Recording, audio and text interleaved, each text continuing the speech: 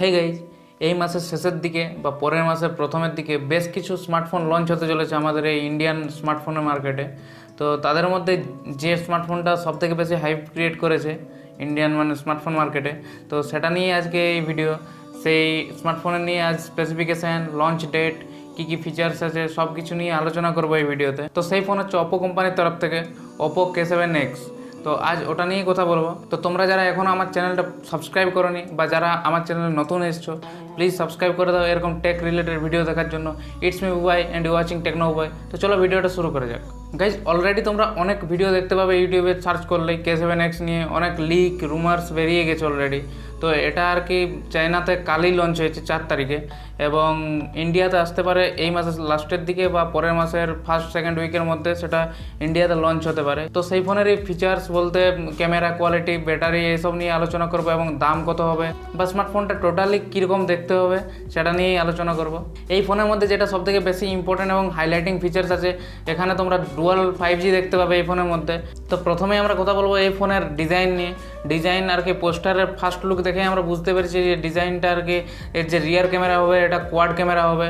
তো ক্যামেরা কী কত মেগাপিক্সেলের থাকবে এবং কী কী ফিচার্স থাকবে ক্যামেরার মধ্যে সেগুলো তোমাদের পরে জানতে পারবে, ভিডিওটা তোমরা পুরোটা দেখো। তো প্রথমে আমরা কথা বলে নিই এই ফোনের ডিসপ্লে নিয়ে।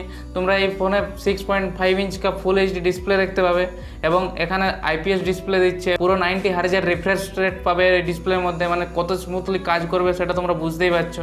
আর এই ডিসপ্লেকে আরও বেশি আকর্ষণীয় করার জন্য তোমরা এখানে দেখতে পাবে 5 হোল ডিসপ্লে, মানে আর কি 5 হোল ক্যামেরা, সেলফি ক্যামেরা দেওয়া থাকবে। তো ওটার জন্য ফোনটা আরও বেশি কুল এবং সুন্দর লাগবে দেখতে। আর যদি কথা বলি এই ফোনের পারফরমেন্স নিয়ে, তো এই ফোনের মধ্যে তোমরা দেখতে পাবে মিডিয়াটেকের ডাইমেনসিটি 720 SoC, মানে কী সুন্দর পারফরমেন্স হবে তোমাদের প্রসেসরের এই অনুযায়ী বুঝতে পারছো। মিডিয়াটেকের ডাইমেনসিটি সিরিজের প্রতিটি প্রসেসরেই আর কি খুব ভালো কাজ করছে এবং যতগুলো ডাইমেনসিটি দেওয়া আছে, তো আশা করি এই ডিভাইসটিও বাকিগুলোর মতোই স্মুথলি রান করবে। আর যদি কথা বলি এই ফোনের ভ্যারিয়েন্ট নিয়ে, এখানে তোমরা টোটাল 3টে ভ্যারিয়েন্ট দেখতে পাবে।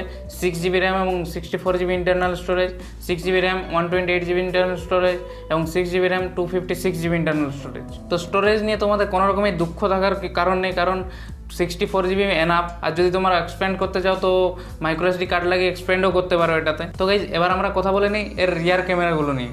রিয়ার ক্যামেরার মধ্যে তোমরা এখানে যে প্রাইমারি ক্যামেরাটা থাকবে সেটা হচ্ছে 48 মেগাপিক্সেলের সেটা, এবং AI ক্যামেরা থাকবে, এবং তারপরে যেটা থাকছে সেটা 8 মেগাপিক্সেলের তোমরা আলট্রা ওয়াইড পাবে। তারপর 2 মেগাপিক্সেলের একটা ডেপথ সেন্সর পাবে এবং 2 মেগাপিক্সেল আবার ম্যাক্রো লেন্সের জন্য দেওয়া আছে এখানে। এবং সামনের দিকে দেখতে পাবে তোমরা 16 মেগাপিক্সেলের ফ্রন্ট ক্যামেরা। তো ওভারঅল আশা করা যায় এই ফোনের ক্যামেরাও খুব ভালো পারফরমেন্স দেবে। দেখা যাক নেক্সট যখন ফোনটা আসবে তখন আর কি রিভিউ করে দেখা যাবে। তো আশা করি খুব ভালো হবে ক্যামেরাগুলো, কারণ Oppo ব্র্যান্ডের যে কোনো ডিভাইসে আর কি ক্যামেরা কোয়ালিটি খুব একটা খারাপ না, তাই আশা করাই যায়। ব্যাটারি এখানে তোমরা দেখতে পাবে লিথিয়াম আয়নের এবং সেটা হবে 5000 mAh, আর সাথে তোমরা 30 ওয়াটের ফাস্ট চার্জিংও পাবে, মানে Type-C পোর্ট হবে আর ফাস্ট চার্জিং 30 ওয়াট পর্যন্ত সাপোর্ট করবে, মানে খুবই ভালো আর কি। ওভারঅল টোটাল খুব ভালো আর কি ফোনটা। এবার কথা বলি এই ফোনের কালার নিয়ে। তো এটা এখনও পর্যন্ত যত লিকে আর কি শোনা গেছে যে এখানে তোমরা টোটাল 2 কালারে দেখতে পাবে, একটা হচ্ছে ব্ল্যাক মিরর কালারের এবং একটা ব্লু কালারের।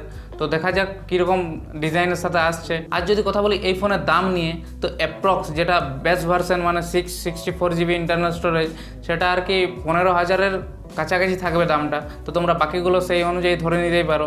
এখনও দামটা ইন্ডিয়ান রুপিজের দামটা ঠিক হয়নি, তো 15,000-এর কাছাকাছি থাকবে আর কি দামটা। তো ওভারঅল এই দামের মধ্যে খুব ভালো একটা ফোন হতে পারে এটা ইন্ডিয়াতে লঞ্চ করলে। গাইজ, চায়নাতে অলরেডি 4 তারিখে লঞ্চ হয়ে গেছে এবং ইন্ডিয়াতে নভেম্বরের লাস্ট উইক বা ডিসেম্বরের ফার্স্ট সেকেন্ড উইকের মধ্যেও লঞ্চ হওয়ার সম্ভাবনা আছে।